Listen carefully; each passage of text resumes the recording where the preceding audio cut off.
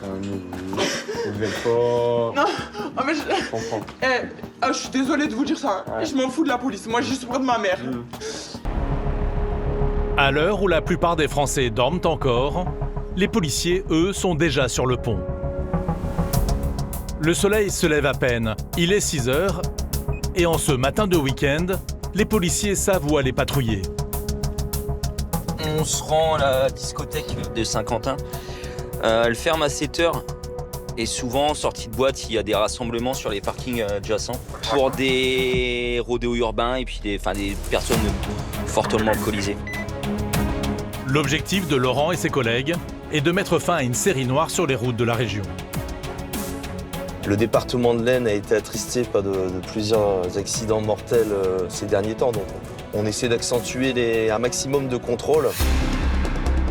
Les policiers sont en patrouille depuis quelques minutes à peine Là-bas, qu'ils repèrent un automobiliste en excès de vitesse.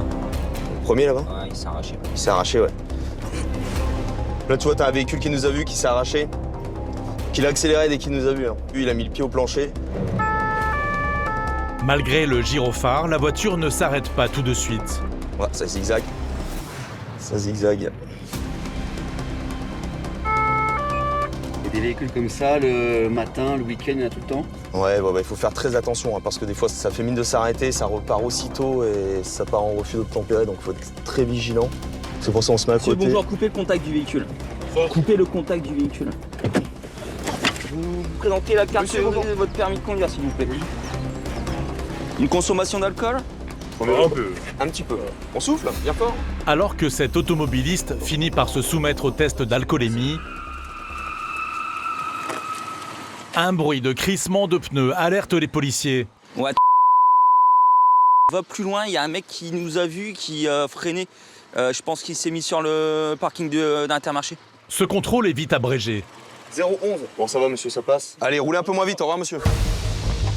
Laurent se dépêche de rejoindre ses collègues qui ont réussi à intercepter la voiture qui a fait un dérapage bruyant. Au volant, une toute jeune femme de 23 ans. Elle est positive à l'alcool. Vous avez consommé quoi, madame, durant la soirée? J'ai des verres. 2 verres. Et ça freine fort, là, quand même. 2 verres. Les policiers veulent le confirmer, Vous nous suivez, s'il vous plaît? car sa conduite était très étonnante. Elle a vu le véhicule de police, elle a freiné sur une centaine de mètres. Donc les collègues ont réussi à l'intercepter, elle est positive, donc on va la ramener au service pour la faire souffler à l'éthylomètre. Donc là, les collègues l'ont pris en charge. Notre équipage va reprendre son véhicule et on va faire retour au commissariat. Des jeunes automobilistes en infraction, c'est malheureusement courant le week-end. Surtout au petit matin. Ils savent que c'est le changement de brigade. C'est la relève à 6 heures. Donc ils se disent, bah voilà, les fonctionnaires de police, ils sont au café, donc on va sortir tout de suite. Mais non. Éviter de se faire contrôler semble un jeu auquel tout le monde participe. Dans certaines discothèques, on a même entendu dire, par certains contrevenants, qu'ils sont avertis par les videurs des horaires de la police, en fait. Donc ils les autorisent plus ou moins, on va dire, vous pouvez sortir vers 6 heures, la police ne sera pas là.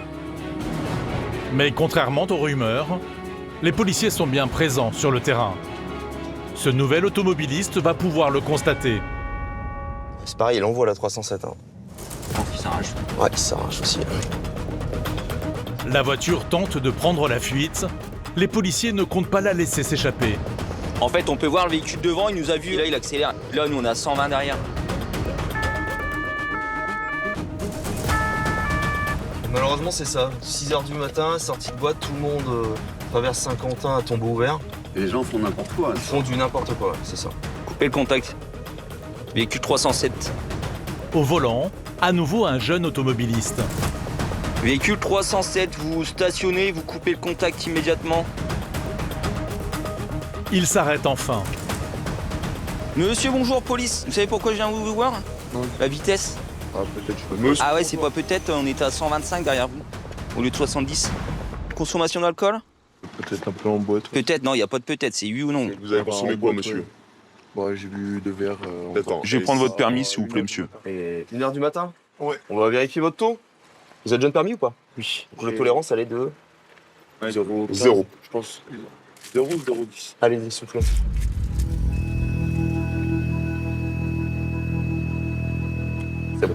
fait, je vous dis ça parce que ce soit 0 ou 0,10. Ouais, ça va. Même consommer un verre, ça ne change rien. C'est marrant. D'accord. Donc là, vous êtes positif. D'accord. C'est-à-dire que vous êtes au-dessus du taux légal, 0,25, pour les personnes qui ne sont pas jeunes permis.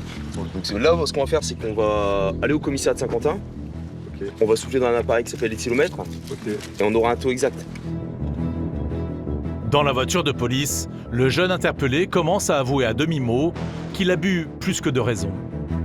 Donc vous me dites qu'il y a eu que 2 verres d'alcool. Ouais, bah après c'est de l'alcool fort. Hein. Et c'est 2 verres, pas 2 verres servis par la boîte, c'est 2 verres servis entre amis parce que c'est quelqu'un qui a Une bouteille. et qui Ouais. m'a servi. Ouais, c'est des bons verres alors.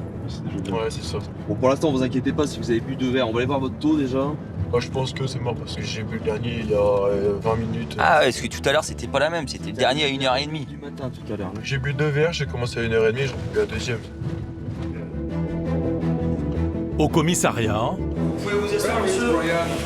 la jeune fille qui a fait crisser ses pneus est donc rejointe par cet autre fêtard. Ils ont tous le même discours. Ils ont bu qu'un verre, ils ont bu il y a 5 heures, ils peuvent reprendre le volant. Finalement, on s'aperçoit que non. Tenez, soufflez bien fort, vous arrêtez pas, d'accord? Le garçon souffle en premier. Il sait déjà que le résultat ne sera pas en sa faveur. On continue. Et tant que c'est pas au bout, on continue, monsieur. C'est bon. Si vous me dites vraiment que vous avez bu 2 verres, le souci c'est que vous avez bu il y a une demi-heure, c'est ça? Maximum, vraiment. C'était ce qui restait dans la bouteille avant que ça ferme. C'est ça, c'est vraiment. Mes parents m'ont dit ouais, faut vider. Ouais. Vider une bouteille juste avant de prendre le volant n'est effectivement pas une très bonne idée. Donc là, vous avez 0,47, 0,48. Donc ça, c'est en milligrammes. Le taux, on le multiplie par 2 pour l'avoir en grammes. D'accord? Donc là, vous êtes à quasiment 1 gramme, 0,96. Quoi qu'il en soit, vous avez une rétention du permis. Voilà. Vous allez avoir une rétention, étant donné que vous êtes jeune permis, vous êtes à 0,10. Ok. Allez, je vous demande d'aller vous rasseoir et on va vous voir après, on va vous expliquer. Il accepte le verdict sans récrimination. Il a bien compris que tout était de sa faute. Là, on a affaire à un monsieur qui est pas bien méchant. Hein. Le problème, bon, il est jeune permis, c'est ce qui va le bloquer un petit peu. Donc là, son taux retenu, il est des 0,44. 0,44 en enlevant la marge d'erreur.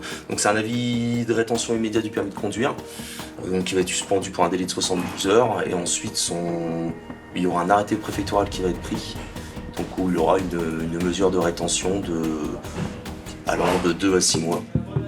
Perdre son permis pour ce jeune qui vient de rentrer sur le marché du travail est une très mauvaise nouvelle. Regrettez, monsieur? Bah ouais, parce que je risque de perdre mon emploi, mais j'ai un loyer à payer. Déjà les fins de mois c'est compliqué, je suis à découvert quasiment tous les fins de mois, donc je sais pas où je vais dormir à partir de demain soir. Donc voilà.